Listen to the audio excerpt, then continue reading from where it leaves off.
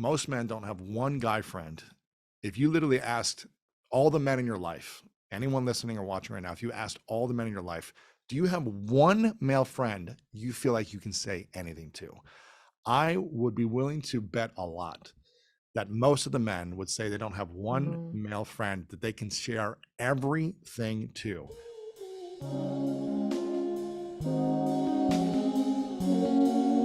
Lewis bloody House, welcome to iWay. How are you? Good to see you. It's so good to see you.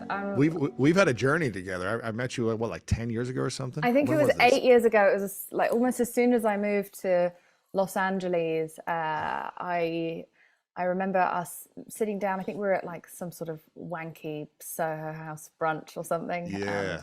We started talking, and I remember like having a go at myself after meeting you because I immediately judged you the second I saw you, and I was like, I'm not going to talk to him. I have nothing in common with him. Like with this, like tall, handsome, very like muscular, like an athlete, and I don't know anything about sports, and I don't like moving my body at all. And I was just like, no, we're not going to have anything in common. This is an all-American like superstar. And then very quickly within chatting realized that we have a lot more in common than I ever could have realized. And so I officially apologize to you now 8 years later for judging a book by its cover.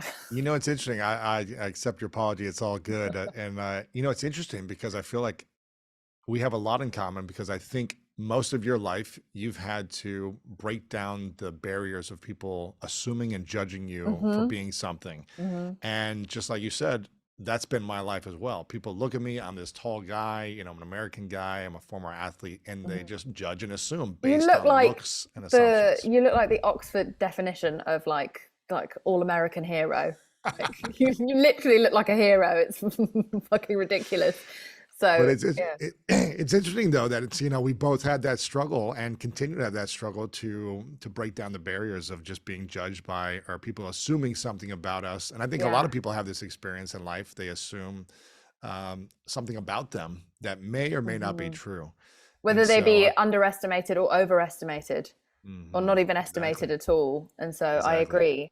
You are here today talking about a multitude of things that are very, very close to my heart, but also you have a new book coming out called The Greatness Mindset: Unlock the Power of Your Mind and Live Your Best Life Today.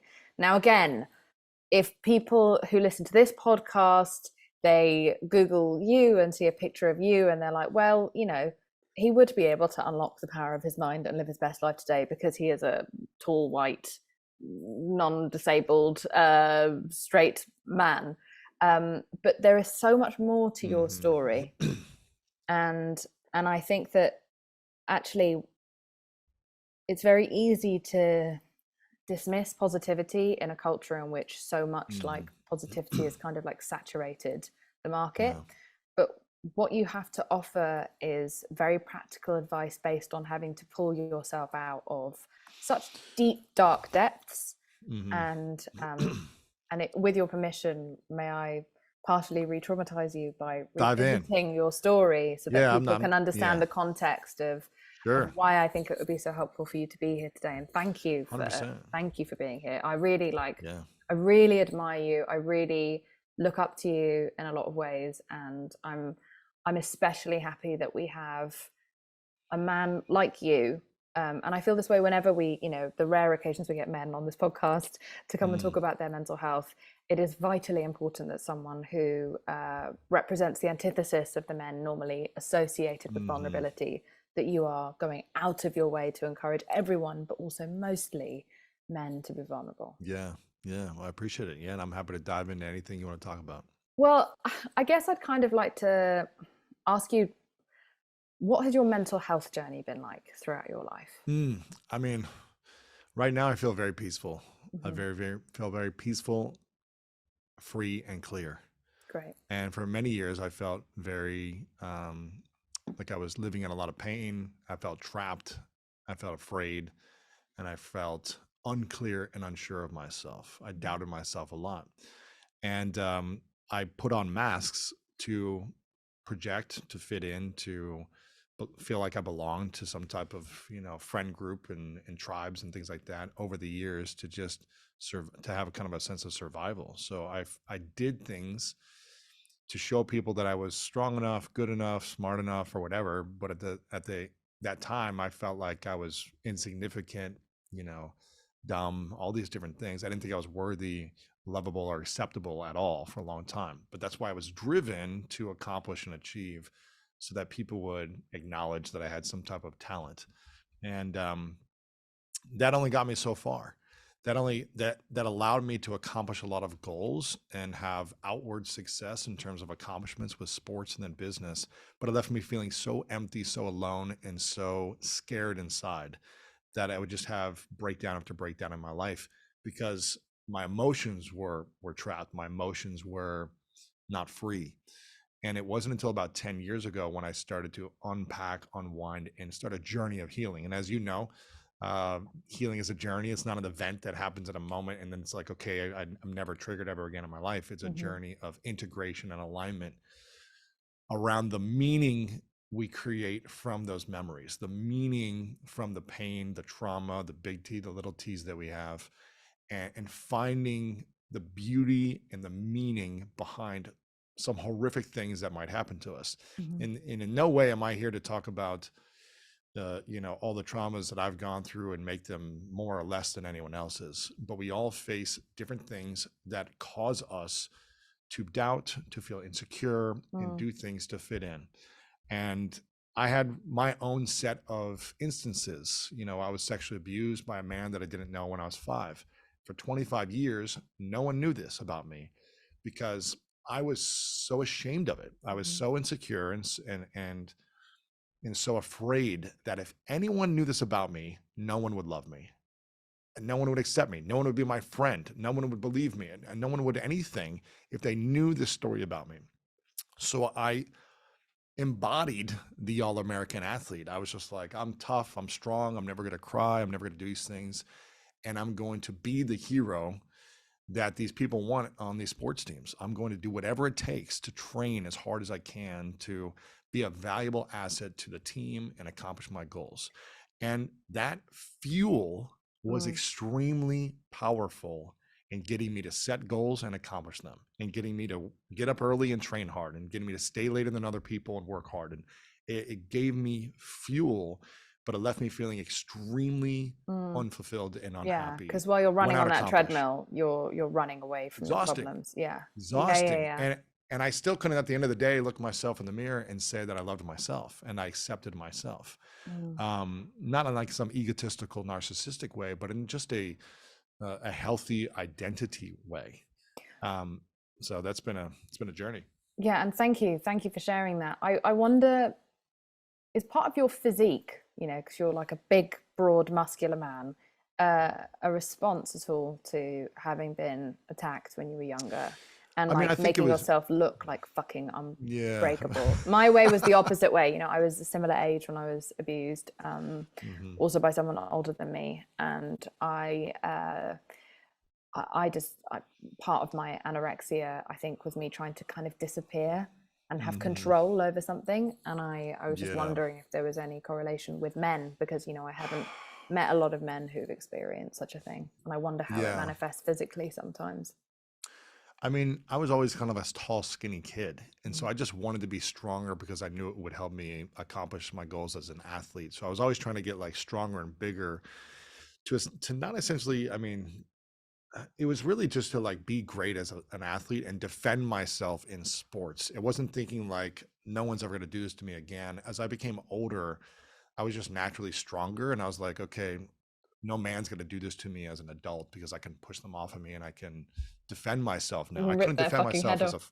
a, yeah, I was like, I can't defend myself as a 5 year old. But after 10, 15 years of training as a, football, basketball player, it's like I had speed, skill, and strength, and basic capacity to like push someone away and strangle them if I needed to or something. Hmm. So, but it was more of just like the emotional wounds caused me to defend myself and react so much in life. If the littlest things would happen where I felt like someone was taking advantage of me or abusing me in any way, Give me an I would example of get how small reactive. this would be.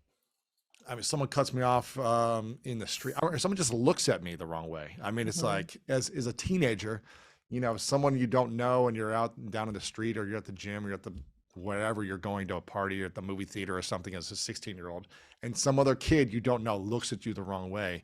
It's like, what are you gonna do? You kind of, I would defend the vulnerabilities inside of me that was uncomfortable with just kind of receiving the world as it is and being peaceful and calm.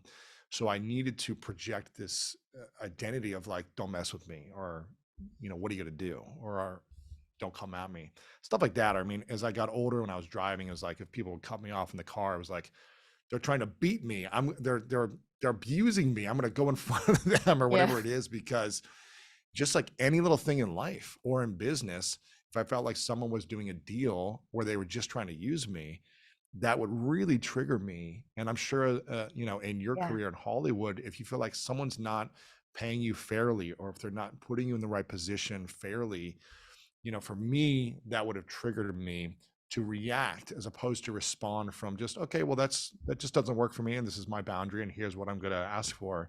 I would get I'm not. defensive. I think anyone who's followed my Twitter for 10 years can say I'm not reactive. I am very Right. calm. Exactly. Exactly. I am cool as a cucumber, my Uh, friends. Yeah, yeah. no. I fully No, identify with that. this would come up in a lot of different ways. And again, this is not to like stack, my traumas or something, but just to share, when I was 5, that happened, sexual abuse. And then when I was 8, my brother went to prison for 4.5 years. So this is my hero. He was 11 years older than me. He was a hero of mine. He sold drugs to an undercover cop. And in the 90s, early 90s, it was the war against drugs in America. So they were just like giving the harshest Yeah, they were making an example out of time, people. yeah, of Yeah. everyone. So his first account, he was 19. He just got caught up in it, and while he was in school, and then he went 6 to 25 years. He is sentenced, and he got off on good behavior in 4.5 years. But every weekend for 4.5 years, almost every weekend, except for maybe a few times, I would drive with my family, my 2 older sisters, and my parents. We would drive about 2 hours on a Sunday and go visit the prison where my brother was, because they Mm. had like visiting hours, at certain times on the week.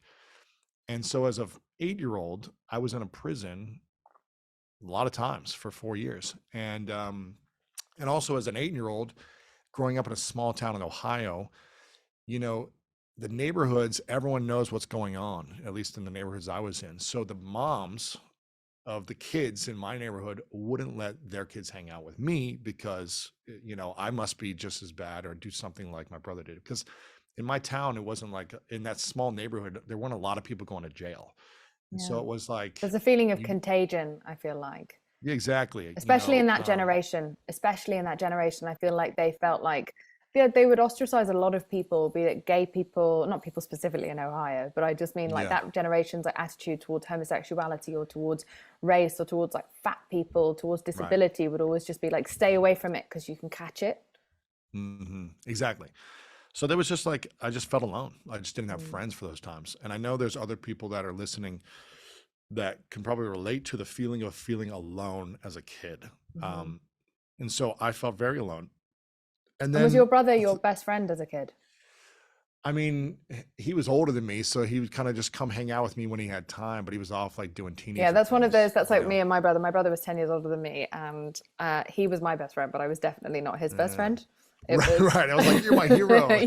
Play yeah, with me. yeah. And But it was more so, like, yeah, yeah, he was off doing whatever he was doing, and having girlfriends and doing stuff with guys or whatever he was doing. He, but I have the memories from like when I was 5 until 8 of like him, playing with me and him going in the backyard and Mhm. playing sports and him teaching me like how boxing stances and just goofing around. And so Yeah, he was a hero to me, but it was very challenging to go to a prison and see your hero in a blue suit, jumpsuit, and then be around 50 convicts and their families in the visiting room, and just be like, huh, but my brother's a good guy. Like he didn't, yeah. And knowing I that he's know him as a living good, such a hard existence. I mean, you yeah, couldn't at that age, it's thankfully, crazy, know the full crazy. extent of how scary that is, but It's terrifying. Similarly, I was a little bit younger than you. My brother was like my entire existence. He was just my whole life. And Hmm. um, being being South Asian in England was a very dangerous Oh, thing in the sure. 90s. Yeah. And he was racially targeted and bullied so horrifically that he was just not, he was just going to take his own life if we kept him Hmm. here. So he Yeah. went to live with my grandmother in Spain. And so I had to say goodbye to the like my anchor. Like I didn't really have friends at Man. school, and so he was like my everything. And he left when I was about 6, and it's that thing of I couldn't Wow. really see him very often because he was, in another country, and he'd sort of lost his mind for a while. So it's Right. not the same, but it's also just like that is such a destabilizing thing. And Yeah. again, those things add up to, well, there's no one here to protect me now. I have to defend myself, and I It have all to, adds up. and also like the unthinkables happened really quickly, so I have to control everything in my life. It all adds up. Yeah. Yeah. I mean, so when I was also from 5 to 8, two of my uncles committed suicide Jesus. on different families, on different ends of the family, two uncles. So, Yeah. um, and it was like, I'm going to funerals and I'm like, what is suicide? What do you mean he shot himself? What And do the you mean he knock-on effects overdosed? on your parents, I imagine, Yeah. is quite I mean, intense. so my parents are, first off, I left home at 13. I begged my parents to send me away to a boarding school. It's usually the other way around, Mm. where the kid is really bad and they get sent away. They didn't want me to leave, but I begged them Why did you to want to send me go? to a school. I went to this kind of like, you know, uh, camp. They would send me to this camp, like a kind of like a Christian camp, every summer for a couple of weeks. And when I was after 7th grade, I went to this camp. It was like a 2-week camp, and it's like all these kids were really nice. And I grew up with kids that weren't nice, the kids that were kind of bullying, making fun of me. I was in the special needs classes, so I always had tutors. And when I was in recess, kids were in recess, I was in like study hall learning how to read and write because I just was a slower learner when it comes to academics. So I just felt like kids were always making fun of me, my brother being in jail and that type of stuff. And also just being, I was almost as tall as I am Mm-hmm. when I was like 10 or 11 years old. So I was Mm-hmm. very skinny. I know you were tall and kind of Mm-hmm. awkward looking when you were growing up. So it was just kind of the combination of things, right? I just was, if there was a cool kid, I was not that kid. Yeah. I was the complete opposite. The back of the Yeah. class, made fun of, picked last on sports teams, in elementary school. So all these things just kind of made me not feel like I was lovable, made me not feel like I was enough, and made me very insecure. And when I met these kids at this camp, I was like, man, I want to be around more kind kids. I want to be around where I'm accepted. And I felt kind of accepted. And a lot of them went to this school, near this camp, which was in St. Louis, Missouri. So right after I got off the plane from this kind of 2-week camp, within minutes, my parents picked me up at the airport and I was like, hey, I think I want to go to this school that these kids go to. And there's a boarding school part of it. There's like kids that go there who live there, but also there's boarding, and can I go? And they're like, no, we can't afford that. We're not going to send you away. There's no way. And every day I begged them to send me away that summer. And one of the reasons was because like they didn't show affection or love to each other. And it was always a level of like stress when they were around each other. And I just never felt they loved me, but they didn't love each other. And I didn't feel safe in the environment emotionally. I didn't even know. I just assumed everyone was going through this same thing, but I was like, Mm-hmm. I just want to get away from here. Mm-hmm. And so I begged him to send me away. And it was the start of a new chapter of, wow, as I'm developing and kind of maturing and going through puberty and, all that. And actually now I'm becoming a better athlete. Like I'm just growing into myself. And I kind of felt like I could be who I was and be more accepted there. I still had tons of fears and insecurities, but I felt like kids were a lot kinder It was a and more bit of a nice. fresh start.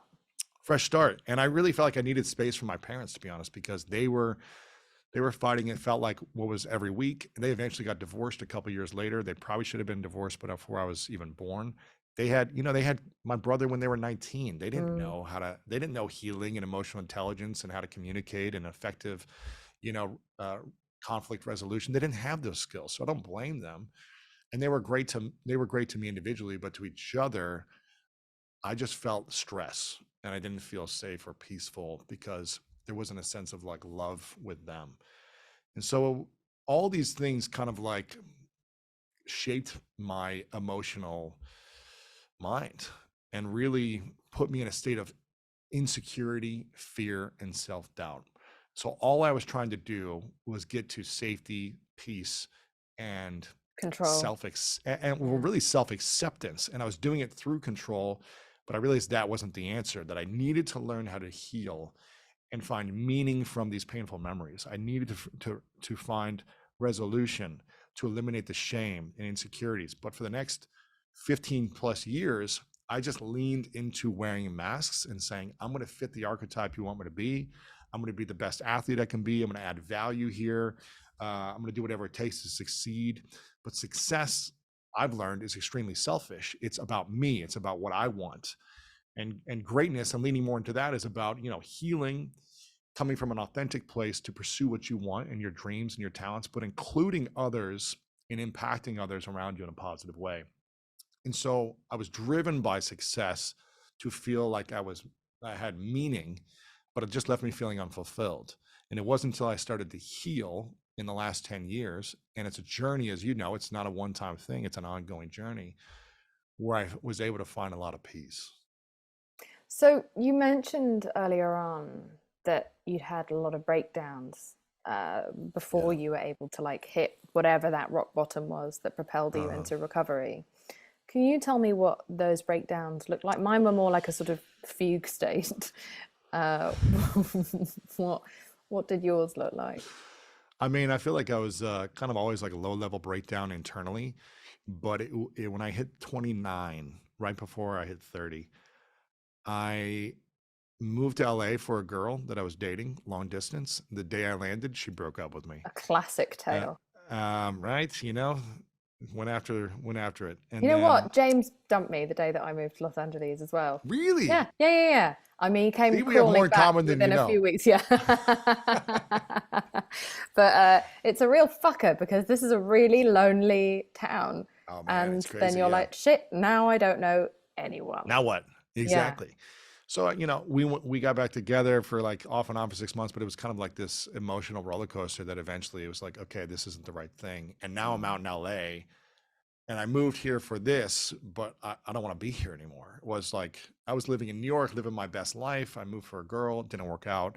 So I was really kind of beating myself up of making that decision. I was like, why did I do this? Why did I go after some girl? What was the point of this? I'm an idiot. It's a constant like self-criticism for Mhm. decisions, which I think is the wrong thing to go about it as well.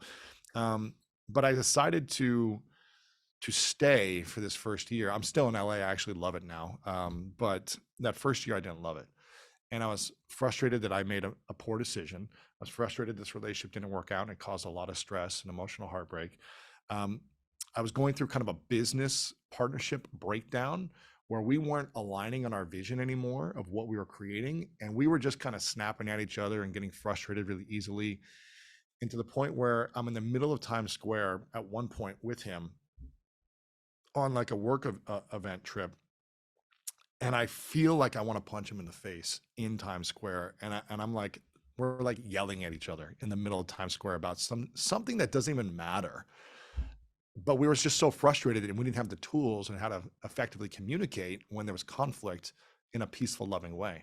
And I remember thinking like, I want to punch this guy so bad right now, and thinking, what is wrong with me? Like, we're in the middle of Times Square, and I'm having this feeling. I didn't do it, but I was like, okay, I don't know how to manage my intimate relationship. I don't know how to manage my business partnership. And I just started feeling angrier and angrier in life. Mhm. And I know that I was a fun, loving, joyful human being at my core, but for whatever reason, I was getting triggered and feeling taken advantage of and abused, and I wasn't even aware that that's what was happening. I was just reacting.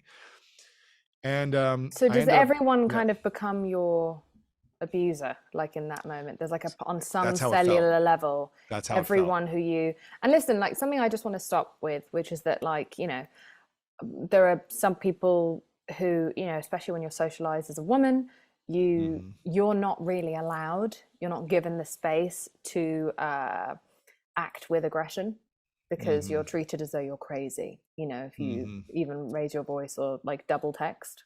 So we Yes. live within like ridiculous parameters. But I think what's Uh-huh. important for me to ask you is that, do you think, I mean, I think the answer is probably quite obvious, but do you think that this is what the prevalent issue is with a lot of men's aggression and violence?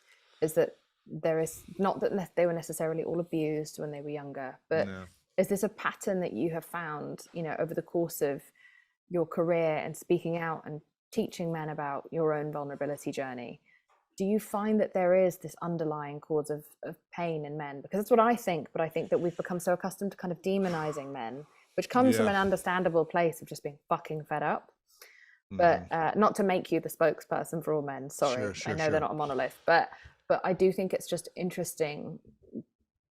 Do you feel as though men have reached out to you with similar ways of responding to their own trauma? Because I can almost guarantee nobody 100%. is Yeah. born this way. I have an email. I have an email that I haven't responded to just because when they come in, I try to be really mindful of it. And the title of the email is sexual abuse as an entrepreneur. And so as a man, I'm not going to say his name, but he wrote a whole long essay to me talking about this, sexual abuse that he faced and how it's affected his entire life as an entrepreneur and intimacy, and he doesn't know what to do.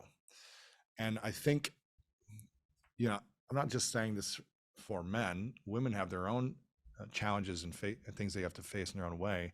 But I think as a man, from my experience growing up in the society and the culture that I grew up in, I wasn't allowed to show any vulnerability. I just wasn't. Or if I guess I take that back. I was allowed to show it, but then I'd be made fun of it. I'd be made fun of it.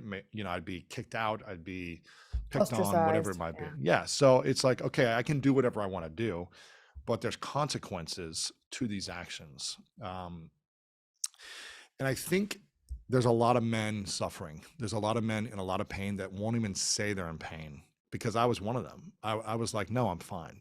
I'm good. I'm fine. Because I was so conditioned to act that part that I had everything figured out, that I was okay, that I was successful. Nothing bothered me, when in fact everything bothered me. And yet I was just unwilling to face it. I was unwilling to speak it. It wasn't even something I could say for 25 years that I was upset. I was like, no, I'm not upset. You're upset. You're just coming at me the wrong way. You don't understand me. It was just kind of like this thing. And I think I've gotten so many essays from men message me because I talk openly about like the sexual abuse stuff, and I don't feel traumatized by it anymore because I went through a healing journey of it, because I've faced it in a lot of ways. And I Mm. and I and I urge men and women and everyone to do it in a way that works for them. But for me, I think there's a lot of men who are in a lot of pain, a lot of suffering, and they don't feel like they have an outlet or a safe environment to communicate it. I'm sure you studied a lot of the stats about this as well, but one in four women have been sexually abused in some way, and one in six in men. Mhm. Um, And we never hear that statistic. right, We right, never hear the statistic about men, and it's very rare that men will and ever talk and about they it don't talk about it, and they don't in talk your about it. own, like, people that you're close to, they still don't talk Exactly. about it. And again, it's traumatizing for anyone. It doesn't matter, man, woman, or anyone in between. It's traumatizing for anyone. The thing that becomes scary for society and for men is when men don't have the ability to heal, when men don't have a safe environment to heal. And here's what happens. Especially men who I believe are good men that just don't have the tools and emotional regulation, they make poor decisions. They have poor behaviors when things come up that they don't know how to process. So I just think they make poor decisions. Obviously, every decision has to be accountable for and whatever they do, but I feel for some men because I felt for myself. I can have compassion for who I was and what I experienced, and realizing that it's very confusing, very confusing. And when there was no tools or no heroes that I could look on TV who were speaking out about, like, hey, if you're sexually abused as a young boy, here's the process to go through. This would never happen. My parents never said, hey, if someone ever does this to you, here's what you should do and look out for. and here's how Mm. to emotionally handle it for the rest of your life. These tools were not taught to us in school, at least for me, they weren't. And even And not so specific to abuse, I think emotional regulation is something that, like, everything, yeah. women are taught in a way of just like suppress, suppress, Hmm. Jesus Christ, suppress. When you're with your girlfriends alone, then maybe you're allowed to express, Yeah. right? Uh-huh. But men don't even have They don't have that. men don't It's have a guy men yeah. don't have one guy friend. Most men don't have one guy friend. If you literally asked all the men in your life, anyone listening or watching right now, if you asked all the men in your life, do you have one male friend you feel like you can say anything to? I would be willing to bet a lot that most of the men would say they don't have one Mm, male friend that they can share everything to. Whereas you ask women in general, they will say it to any one of their girlfriends, their mom, their sister, like every day, here's my insecurities, my vulnerabilities, here's what I'm going through, what I'm struggling with. Again, I'm generalizing this, but when I talk to women about this, and I'm in a room and I'm speaking about this in a room of hundreds of people called 50-50 men and women, I say, for the ladies in the room, raise your hand if once a week you talk to another girlfriend or a group of girlfriends about challenge you're facing, insecurities, adversities, marriage issues, relationship stuff, work stuff, anything you're going through that you feel vulnerable about, raise your hand if you do this once a week. Almost the entire room, Jameela, raises their hand of the women in the room. And I say, okay, now keep your hand up if you do this on a daily basis. You're calling someone, you're talking about, they kind of laugh and they say yes. And I say, men, raise your hand if once a month you get together with one, two, or a group of men, you talk about your body issues, your challenges, your insecurities, your relationship issues, how you feel insignificant, how you feel like you're not enough in certain areas of your life. Raise your hand. Of the hundreds of men in these rooms that I'll talk to, maybe two or three will raise their hand. And I usually quickly make a joke and I'll say, are you guys part of a mandatory church group that does this? And they kind of were like, yes, we are. It's a church group. It's like a safe environment where we feel like we're not going to be judged. And I go, okay, so, ladies in the room, imagine, just imagine if you only got to speak about this once a month, like anything that was on your mind, vulnerabilities. Just imagine how would it make you feel? And they're like, oh, I'd probably go crazy. Like I couldn't do it. And I go, imagine not speaking about it for a year or holding on to these things for an entire lifetime.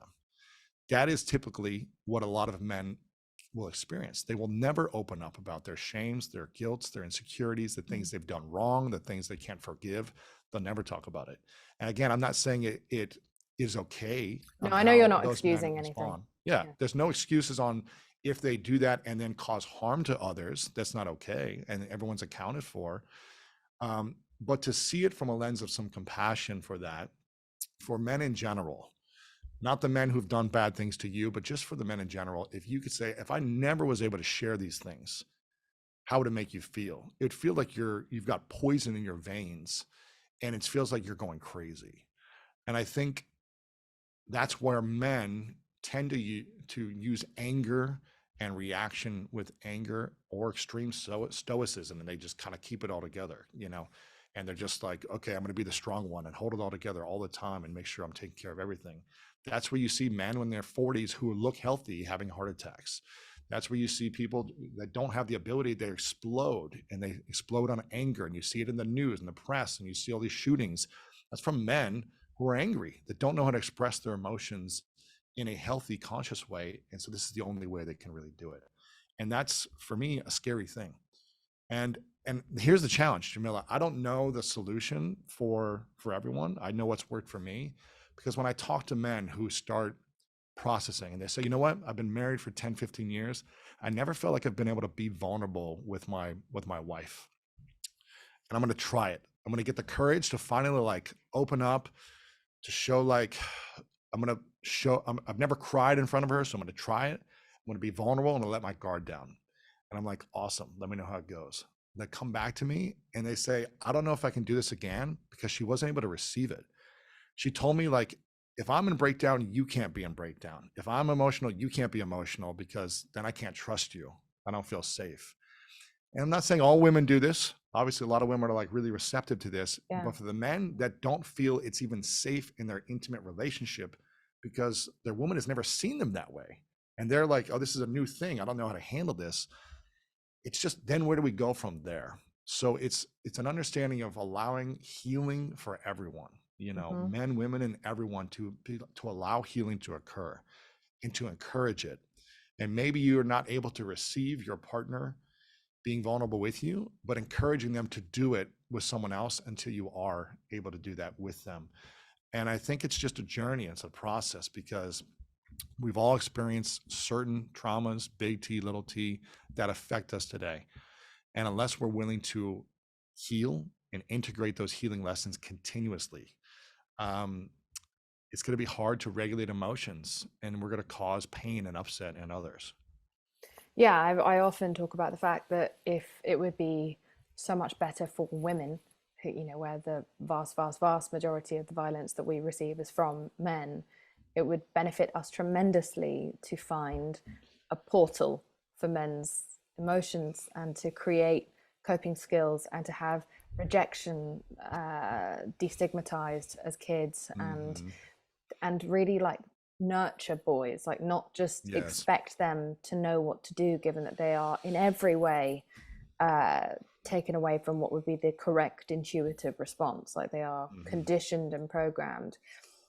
I'm sure that you're aware of this kind of really like rapidly growing, it feels like in the last 3 years, especially, the kind of red pill sort of movement. They believe that it's not toxic masculinity, or like the pressures of masculinity that are causing the pain. They think the pain is what is toxic. Mm-hmm. So how, I mean, I don't even know where to start, and I'm nowhere near adjacent to that group of Yeah. people. Yeah. In fact, they probably think, because of the way that I'm projected in the headlines, that I hate them and that I'm a feminazi and I'm against that. And it's not how I feel at all. I really worry for these next generations of boys who are growing up, and I think so Yeah. do a lot of the mothers and fathers who listen to this podcast. Like, how do you feel about all of this? Do you Well, I think, despair the way I do?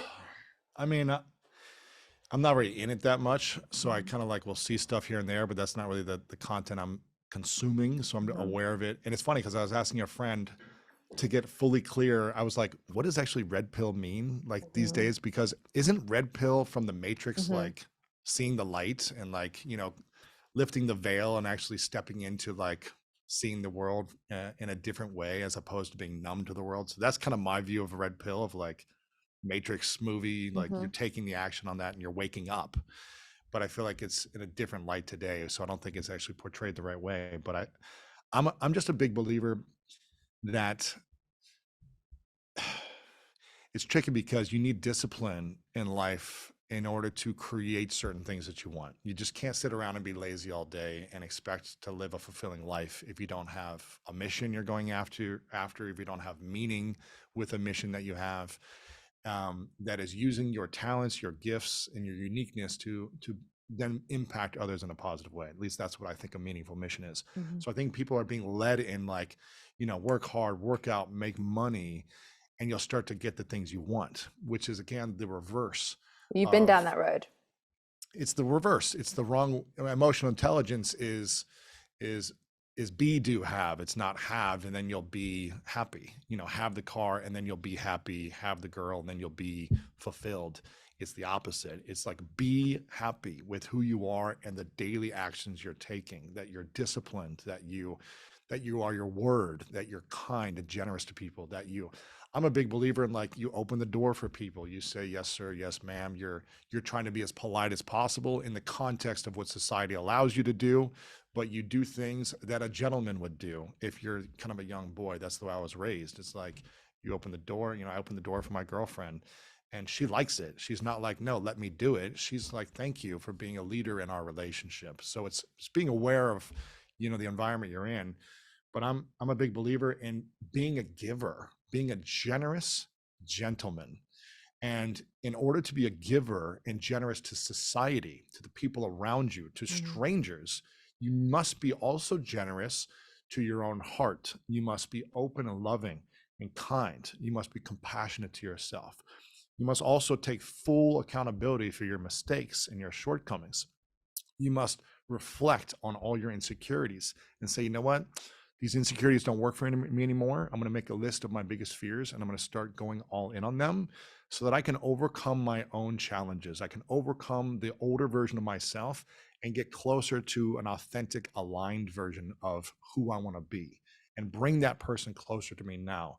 And so I just think it's like they see certain people talking about it, this kind of red pill thing, I guess, and speaking of like, look at what I have, look at the women, look at the cars, look at the money, and they're inspired by wanting that, but they're following not based on their heart and true alignment, but more of like, when I have that, then I'll be fulfilled. And I just really feel like when young men, which is extremely hard to be fulfilled when you're broke and you're in college or you're just left college and you're like, who am I now? What's my identity? How do I make a living? How do I get a job? How do I get a girlfriend? It's extremely challenging to figure out life in that stage because it's so uncertain and you don't know what you're doing. So it's very easy to be susceptible to, well, these guys made a bunch of money. They have girls, they have planes, they They have look cars. happy. Yeah, they look happy, right? But when they're getting locked up in jail or they're overdosing or they're, they go bankrupt or whatever it is, that's not the life. That's not the fast lane is not the life that you want to live. And eventually you'll have to learn the hard way how painful it can be if you did it in the wrong ways. I'm a like quite a spiteful little asshole sometimes, right, Lewis? And Yeah. one of the things that I wish on people when I'm angry, and I'm petty, right? When when they go low, I go lower, right? Just to be very clear and paint a picture here. Now, when one of the meanest things I like to think about people when I dislike them is, I fucking hope all your fucking dreams come true. I hope you win that Emmy. I hope you like make that million, because to me there is nothing crueler than the reality that I had at 26 when I became super successful, in England, and I had everything that not only I could ever want, but that everyone wanted. I've never been more suicidal. I have never been lonelier. I have never been more bereft or empty. I think we spoke about this when I came on your podcast. Like that was like my real like, oh shit, I built completely the wrong existence. And so there's something so crushing about when you've set all of your sights on something and you have stepped on everyone you have to, and you've treated people like shit. Not that I did that, but they do that, to me. It's like you've burned everything to the fucking ground and now you've got the trophy and it feels like nothing, which is why people need to take so much cocaine or drink so much alcohol when they win like awards a lot of the time, because they need to feel something because they don't feel something. I often walk up to people as soon as they've won an award, and this isn't like the most normal thing about me, but I'll sometimes, if I can see they have that slightly panicked 1,000-yard stare look in their eye, I'll go, you don't feel anything, do you? And they'll be like, no, what's wrong with me? I'm like, it's okay, it's completely normal. Have some champagne. I was like, you're just going to need to move on with your goals from tomorrow, but enjoy the night. You're not broken. I know. It's not enough. You have to go to the next goal to feel something. Yeah. And but my point just being that like there are fewer things worse than putting your estimations in a goal weight or a goal, financial bracket, all these different things. I'm not saying that the privilege that comes with them can't soothe and ease your life. Yeah, of course. Doesn't mean it doesn't solve some problems, but it doesn't solve every problem. No, entirely. And if anything, it highlights what's really wrong, because then you really just feel like nothing. And then you're like, fuck, if this didn't work, now I have no idea what to do because I'm completely without the tools. Exactly. And so I feel like we feel quite similarly about these young boys who are being trained to move away from everything. It's so funny, like, because more men are on antidepressants, and because more men are talking about their feelings, they're seeing this as the downside of men opening up, rather than the fact that we're just hearing more stories of, it's a bit like when we would hear that, like I think a few decades ago, we suddenly noticed there was a huge rise in women reporting being sexually assaulted. And we were like, oh my God, they're being sexually assaulted more often. It's like, no, they're just talking about it more.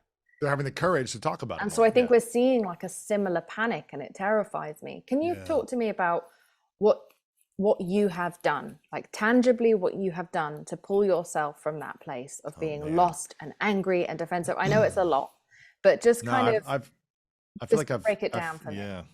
Well, it's interesting because yesterday, Jameela, was my 10-year anniversary of my podcast. I think I told you this on the call last week. That's So I had a Congrats. lot of time to, thank you. I had a lot of time, like yesterday was the first, first day 10 years ago that I launched my first episode. And I had a lot of time to kind of reflect in these last few weeks since it was coming up, because it's kind of also been the journey of me healing and being the the guinea pig for all of this stuff, like bringing on different people who are experts or have some more wisdom than me, and saying, okay, tell me what I should try, and I'm going to go try it. So I've done a lot of different things over the last 10 years, a lot of weird, crazy, out there things, because I was like, I'll try whatever. Essentially, the only thing I haven't tried is drugs, because I believe, there's some people that think there's great things that are from psychedelics and mushrooms and all that stuff, and cool if it works for them. But I believe we have the knowledge within us if we're willing to seek courageously and ask the questions and do whatever it takes. Hmm. If we're in complete breakdown and like suicidal, then maybe it's time to like try those things. You But don't I mean all think meds, you just mean literally like the drug therapy, yeah, the like the psychedelic ketamine stuff. therapy or Yes, ecstasy or psychedelics. Yeah, yeah. psilocybin, I yeah. feel like I feel like try other stuff first before you feel like there's no way out. I'm willing to do anything, but it's not Mm. working. Then that's my opinion. But so I haven't tried that, but I have tried a Same. lot of I'm different. also just afraid. Yeah, and I just don't want to mess my brain up in that way, because I don't know what it'll do. So, Mhm. um, but I've heard it's done great things for people. So if that's your thing, cool. But I've tried a lot of different stuff, starting with 10 years ago, doing a lot of different emotional intelligence workshops. There's a workshop called the Hoffman Institute that a lot of celebrities have done now, which was a similar one that I did, where you're experiencing the past in different games and exercises and role playing to process. That's something I did 10 years ago. To going to Poland and doing Wim Hof, training, breathing techniques, meditation techniques, and diving the ice. So physical releasing in ice. I've done extreme heat training to release things from the body. I love, again, the book, The Body Keeps the Score. I believe we've got to release the things from the body and try different modalities that support us. I've done many different therapy exercises in therapists over the years to try different processing from relationships.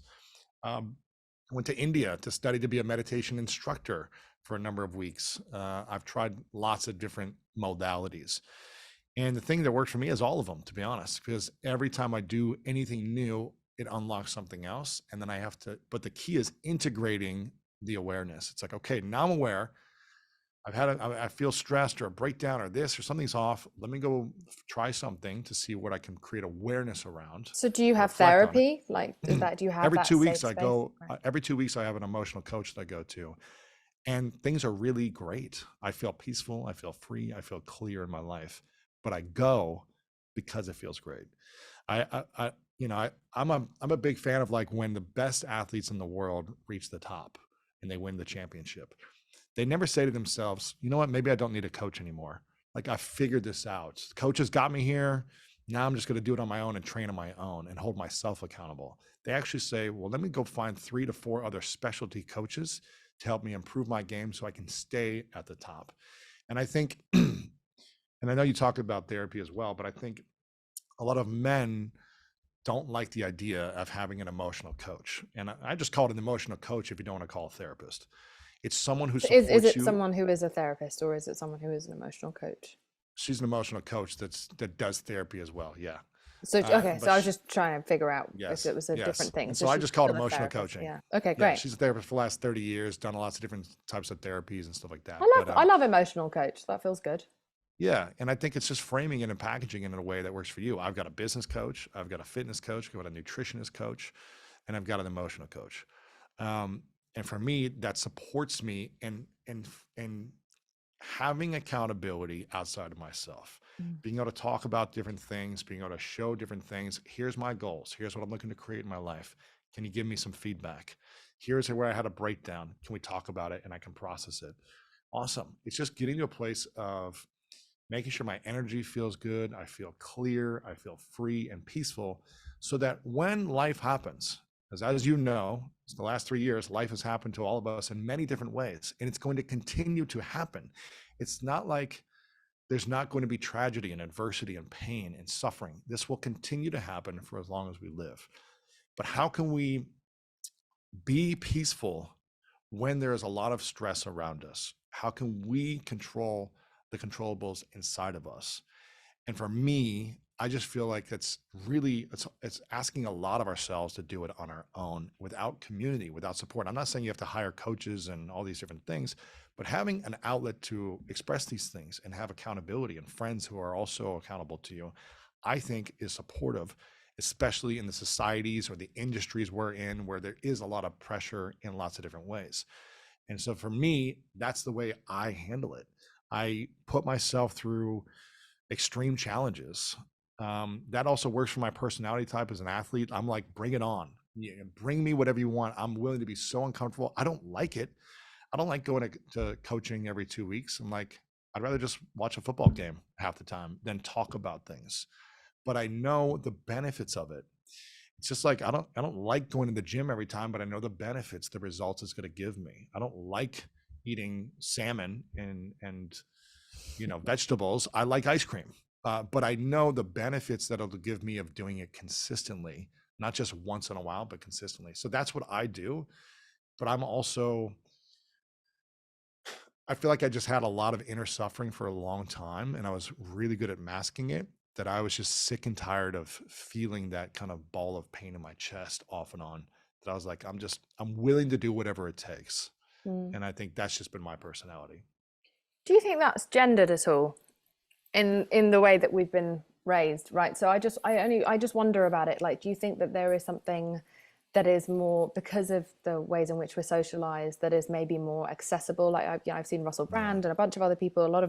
It's mostly men I see talking about like Wim Hof, or like putting Yeah. themselves through these kind of like extreme physical, Yes. What? tangible like activities that Yeah. like require discipline and maybe a bit of suffering and a discomfort, and you get to externalize the internal discomfort. Is Sure. there anything that you think specifically appeals to men about I that? just think I think it appeals to certain personality types of Right. men. Not all men, but I think, I took 13 guys on a trip to Poland to see Wim Hof a month before the pandemic started, and So you all it got a was like cold and you all started the pandemic. we're exactly right. Yeah, I think they all got COVID actually on the way home because they were all sick for like a couple weeks, and we're like, what is this?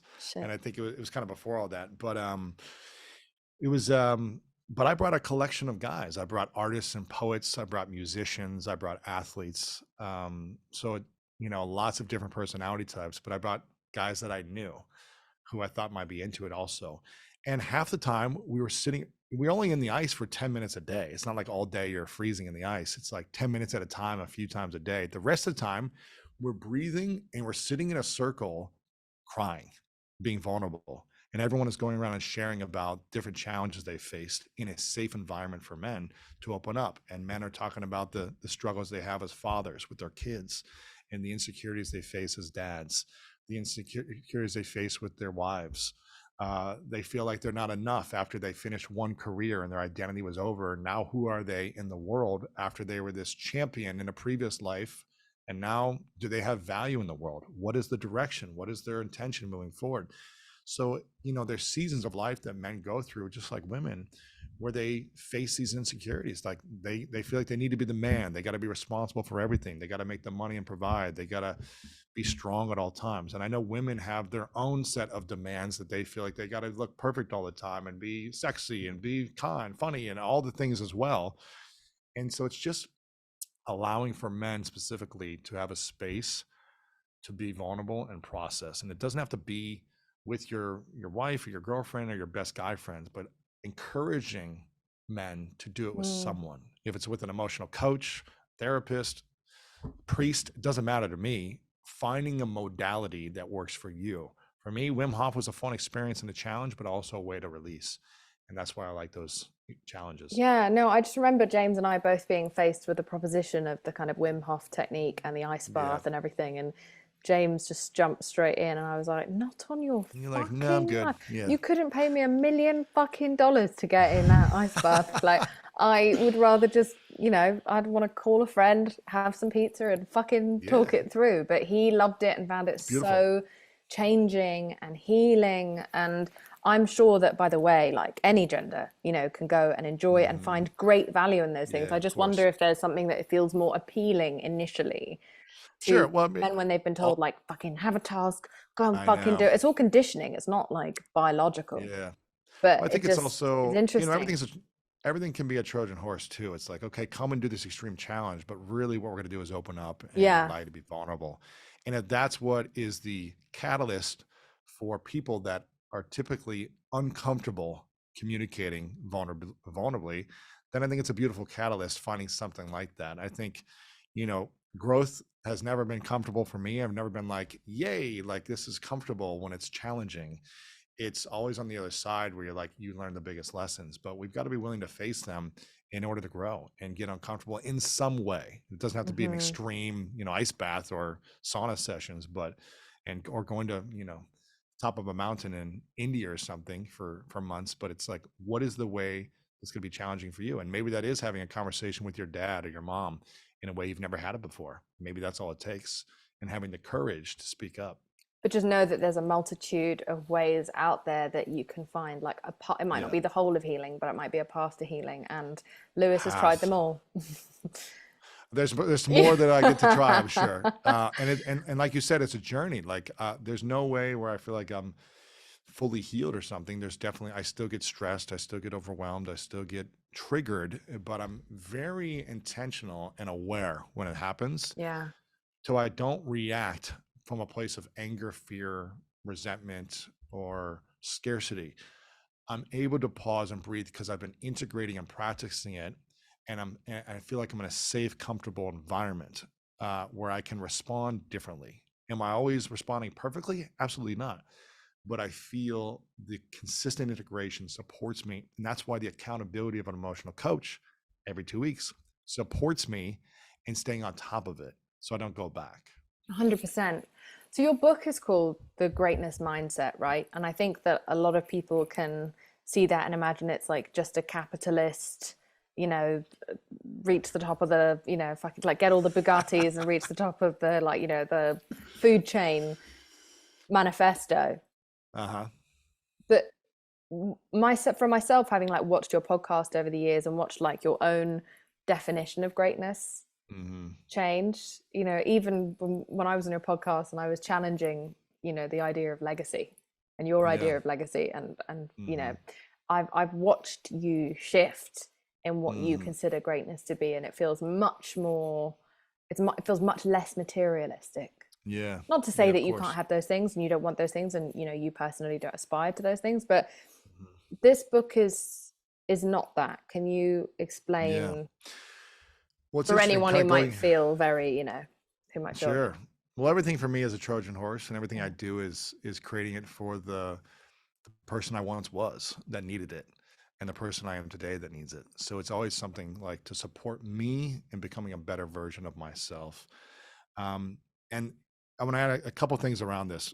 5 years ago, I started researching, interviewing people, and taking notes around this concept for this book because I came to the conclusion that self doubt is the killer of dreams. Like when we doubt ourselves, it's really hard to take action on something. mm-hmm, Or if we doubt ourselves and we take action from the wrong way, which is to prove people wrong or to win at all costs or whatever, we succeed, like you talked about, and we still doubt ourselves. It's still not enough. And so it's never enough. And that just is the killer of you living an authentic life. And so I wanted to be successful. And I think this is kind of like the red pill theory now today. I'm not really sure, is like go for success and do anything at a success and treat people this way to get go for success. materialist success, yeah. Exactly. And I would definitely say, like, when I was growing up, I wanted to be successful. I wanted to be great and successful, but I didn't know like the differences. And for me today, success alone is just selfish. It's for me, where greatness includes my dreams and serving other people around me. It's improving the people around you on the path of pursuing your dreams and accomplishing them or not accomplishing them.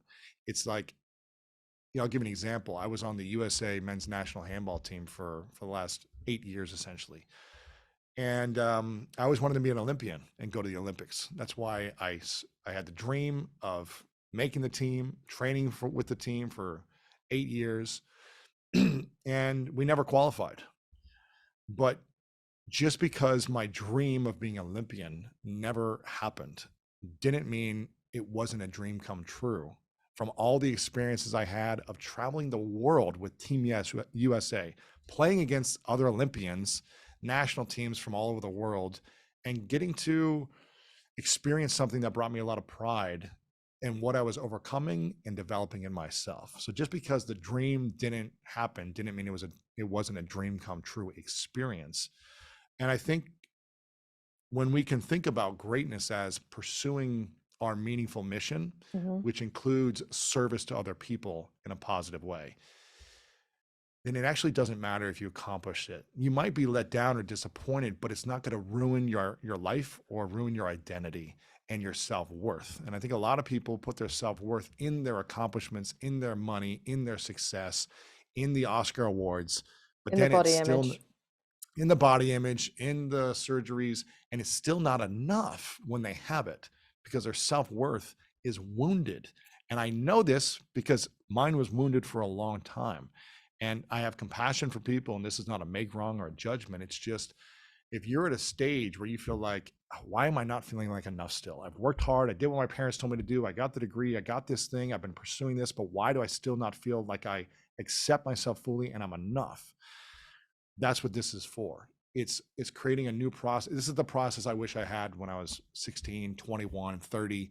Like it would have saved me a lot of pain if I just would have followed this process. That's why I was so committed to finding the answers over the last 10 years of what is the solution to overcoming the insecurity and doubt inside of me. It's step one, getting very clear on a meaningful mission, not success, but a meaningful mission which allows me to use my talents, my powers, and also the things that I feel powerless in, where I get to overcome them in the journey and then solving a problem that I'm inspired by, finding a solution to problems that I'm inspired by. That is a meaningful mission when you can create and develop that, and it changes over time. But in that path, learning how to say, okay, what is within me that is holding me back from pursuing this or afraid? I need to identify the three fears that hold everyone back and figure out which one holds me back the most. And at the root of that, I've got to learn to start mending and having these conversations, either with a coach, a friend, journaling, whatever it is for you, so I can start creating meaning from the past, which holds me back today. And I think once we go on that journey, and this is a journey, it's going to be one for me as I, enter into being a husband one day and having kids one day, and there's going to be new things that I uncover. That's what this is all about. It's not chasing success. It's being led by service, and that's greatness. Mm. Fantastic. And God knows that also it's not just men who need to hear this. It's also, when it Mm-hmm. comes to learning how to assert yourself and doing it from the right place and going after your dreams and being allowed to be ambitious, it's something that all genders reserve the right to be able to do. And 100%. those ambitions don't have to be anything commercial, or No, they don't. capitalist. Like those achievements can be as fucking meaningful, esoteric as you want.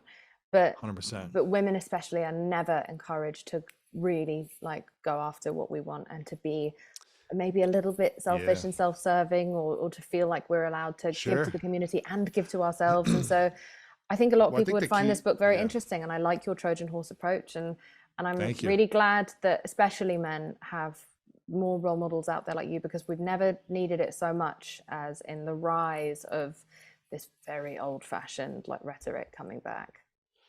I appreciate it. Yeah. And to just to add to that, 60% of my audience everywhere is female, Mm. is women. And I think the reason they come is because I'm always talking about healing. That's probably why they come to listen to it. But I'm always bringing on female experts talking about how to heal and mend and all Mm-hmm. these different things. But I'm a big believer that it doesn't have to be some grandiose commercial thing, like you said. For me, greatness is about like how can you first serve yourself to feel healthy, whole, and lovable.